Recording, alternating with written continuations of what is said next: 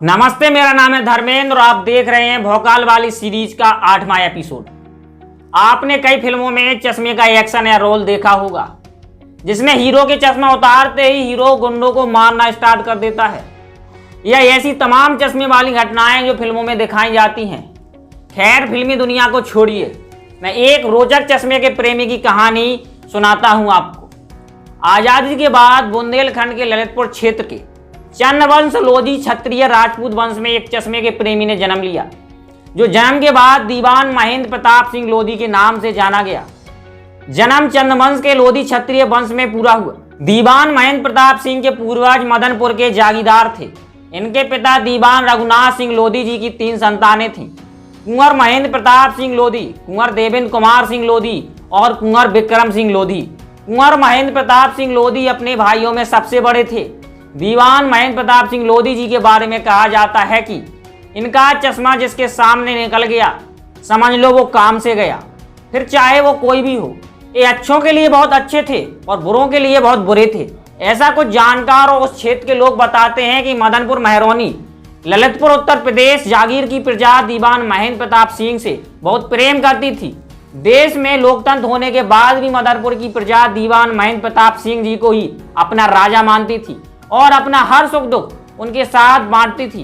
कोई भी बुंदेला राजपूत इनके रहते महरौनी विधानसभा से चुनाव नहीं लड़ पाया था। इनके बारे में कहा जाता है कि इनके छोटे भाई उनकी ताकत का प्रयोग करके निर्दलीय विधायक चुने जाते थे।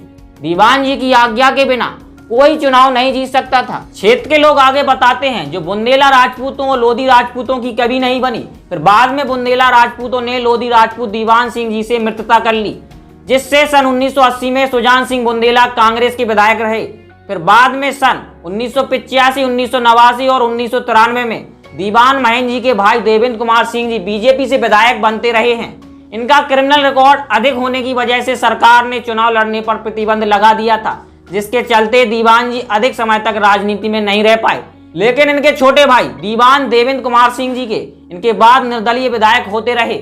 एक बार किसी कारण इन्हें जेल जाना पड़ा था, तब से उनके भाई के हाथों से सीट भी चली गई थी। जेल से निकल आने के कुछ दिनों बाद एक एक्सीडेंट से इनकी हृदय गति रुक गई थी और शेरे बुंदेलखंड लोधी क्षत्रिय वंश गौरव सबको छोड़कर परमात्मा में लीन हो गया। लेकिन वहां की जनता कहती है कि वो आज भी मदनपुर और बुंदेलखंड के लोधा राजपूतों की आत्मा में जिंदा है। जब तक ये जिंदा रहे तब तक संपूर्ण बुंदेलखंड में लोधा राजपूतों का दबदबा रहा। इनके बारे में कई कहानियां चलती हैं, जिसमें कहा जाता है कि वो कुंडा राजा भैया और रघुराज प्रताप सिंह से भी कई ज्यादा खतरनाक थे, और शौक तो ऐसे कि आप जानकर आपका दिल तो शरीर से फुदक कर बाहर आ जाएगा। इनके बारे में मगरमच्छ का किस्सा भी बहुत मशहूर है। बताया जाता है कि अपने महल के अंदर मगरमच्छ पालते थे। इनकी मृत्यु के बाद जब इनके महल की जांच की गई, तब इनके यहाँ से 1 ट्रक भर मानव कंकाल मिले।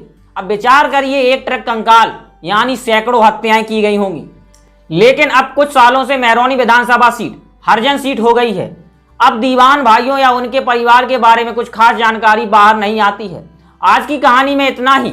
यदि आपको भौकाल वाली सीरीज की कहानियां पसंद आ रही हैं तो कमेंट माध्यम से हमें जरूर बताएं, और आगे आप किसकी कहानियां सुनना चाहते हैं वो भी हमें कमेंट करके जरूर बताएं। दीवान जी से संबंधित यदि आपको कुछ रोचक तथ्य मालूम है तो आप हमारे साथ उन्हें साझा कर सकते हैं। धन्यवाद।